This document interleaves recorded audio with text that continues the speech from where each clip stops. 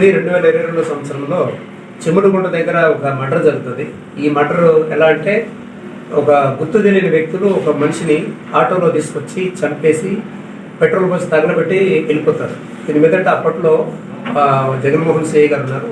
తను local VRO గారు complaint ఇస్తారు. అతని ఫిర్యాదు పైన గుర్తు తెలియని వ్యక్తులు ఒక గుర్తు తెలియని వ్యక్తిని చంపేసి ఆడ కాల్చివేసేదారనే మర్డర్ కేసు నమోదు చేసి దర్యాప్తు చేస్తుండగా దర్యాప్తులో భాగంగా ఎంబేటి కృష్ణ అట్లనే భవానీ మంగానెల్లూరు భవానీ అనే ఇద్దరు తర్వాత గురుస్వామి, ఈ ముగ్గురు మంచి స్నేహితులు. వీళ్ళు ముగ్గురు కలిసి కూడా అయ్యప్ప టెంపుల్ దగ్గర, నెల్లూరు ఫిఫ్త్ టౌన్ దగ్గర ఉన్న అయ్యప్ప టెంపుల్ దగ్గర ఈ ముద్దాయి చచ్చిపోయిన మృతుడు ఇద్దరు కూడా అయ్యప్ప మాలలు వేస్తూ గురుస్వామిగా చల్లామని అవుతూ గురుస్వామి ముసుగులో వీళ్ళు ఈ భక్తుల్ని అందరిని కూడా పోగు చేసి శబరిమల పంపడం, అలానే గురుస్వామి మాల వేయడం వల్ల వాడికి వచ్చే డబ్బులు అవన్నీ కలెక్ట్ చేసుకోవడం చేస్తూ ఉంటారు.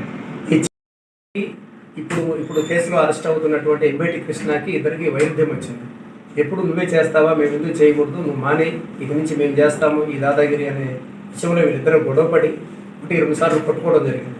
ఈ కొట్టుకునే విషయాన్ని అక్కడున్న స్థానిక వీళ్ళ తెలిసిన పెద్ద మనుషులు సర్దుబాటు చేయడం, అయినా కూడా సర్దుబాటు కాకపోవడంతో ఈ పర్టికులర్ డే జూలై 8వ తేదీ ముందుగా వేస్తున్న పథకం ప్రకారం మంగానెల్లూరు చంద్రభవాని అట్లానే ఎంబేటి కృష్ణ ఇద్దరు కూడా మృతుడైన గురుస్వామిని ఫోన్ చేసి పిలిపించుకుని వీరందరూ కూడా మద్యం సేవించి అక్కడ చంద్రబాబు నగర్ కాలనీలో ఉన్న సమాధుల దగ్గరికి వాడిని తీసుకొని వెళ్ళి వాళ్ళ ఆటోలోనే తీసుకొని వెళ్ళి అక్కడికి వెళ్ళిన తర్వాత మద్యం బాగా సేవించి ఈ ఎంబేటి కృష్ణ చచ్చిపోయిన మృతంతో నువ్వెందుకు నన్ను ఆపేయమంటున్నావు, ప్రతిసారి నేను ఎందుకు ఆపేయాలన్న మాట మీద గొడవ పెరిగి వాడిని కింద పడేసి కాళ్ళ చేతుల కొట్టి గొంతు మీద కాలేసి తొక్కి వాడిని అక్కడే చంపేసి ఘోరంగా చంపేసి అక్కడి నుంచి అదే ఆటోలో బాడీలో వేసుకొని ఈ చంద్రబాబు అనే ఆటో నడుపుతుండగా ఈ కృష్ణ వాడి ఎవరు కనపడకుండా దారి మధ్యలో ఆటోలోని కూర్చుని వాడిని దాచిపెట్టుకొని నేషనల్ హైవే పైకి వచ్చి అక్కడి నుంచి దక్కన్ క్రానికల్ ఆఫీస్ ముందున్నటువంటి ఎంజీ మోటార్స్ షోరూమ్ ఉంటుంది. అక్కడి నుంచి తూర్పు వైపు ఖాళీ పొలాల్లో తీసుకెళ్లి ఆటోని ఆల్రెడీ వాళ్ళు తెచ్చిపెట్టుకున్న పెట్రోల్ క్యాన్ ఉంటుంటే పెట్రోల్ ఈ శవం పైన అట్లానే ఆటో పైన పోసి దాన్ని తగలబెట్టేశారు. తగలబెట్టి పూర్తిగా తగలబెట్టిన తర్వాత మనకి ఇబ్బంది లేదని నేషనల్ హైవే పైకి వచ్చి అక్కడి నుంచి రన్నింగ్ ఆటో ఎక్కి టౌన్లోకి వెళ్ళడం, అక్కడి నుంచి వాళ్ళకి తెలిసిన ఇళ్లలో దాక్కుంటా అట్లా అక్కడి నుంచి గూడూరుకి వెళ్ళడం, గూడూరు నుంచి కూడా విజయవాడకి వెళ్ళి కొద్ది రోజులు షెల్టర్ తీసుకున్నారు. అక్కడికి వెళ్ళి ఈ మంగానెల్లూరు చంద్రభవాని గూడూరు వైపు జరిగింది. అక్కడి నుంచి ఈ మొదటి ముద్దాయి ముఖ్యమైనవాడు ఎంబేటి కృష్ణ అనేవాడు ఎవరికి దొరకకుండా, ఎలాంటి సెల్ ఫోన్ వాడకుండా అతి జాగ్రత్తగా తిరుగుతూ ఉన్నాడు ఎవరికి దొరకకుండా.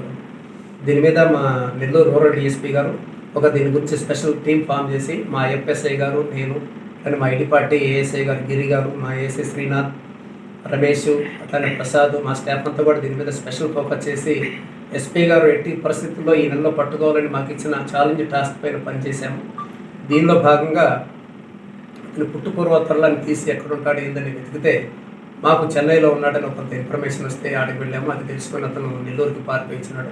పారిపోయి నిన్నటి దినము మేము ఇట్లా ఎన్టీఆర్ నగర్ దగ్గర వాళ్ళ బంధువులు ఉంటే వాళ్ళ చెల్లెలు అక్కడికి వచ్చి మళ్ళీ తిరిగి పారిపోయే క్రమంలో ఆడ తను పట్టుకొని స్టేషన్ పట్టుకొచ్చి విచారించి జరిగిన విషయాలన్నీ తను చెప్పిన దాని మీదట ఈ కేసులో ముద్దాయిగా తను నిర్ధారించి ఈరోజు జ్యుడిషియల్ రిమాండ్ పంపడం జరుగుతుంది.